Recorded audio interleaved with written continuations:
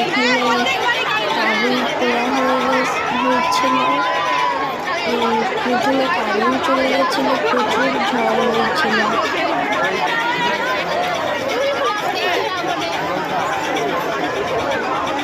সবাই বলছে যে প্রত্যেক বছরই নাকি কারেন্ট চলে যায় রাবণ পোড়ার সময়।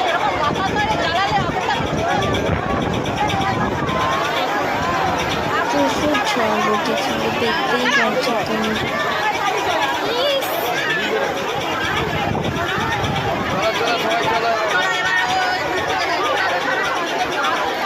শেষ পর্যন্ত দেখতে থাকো তোমরা।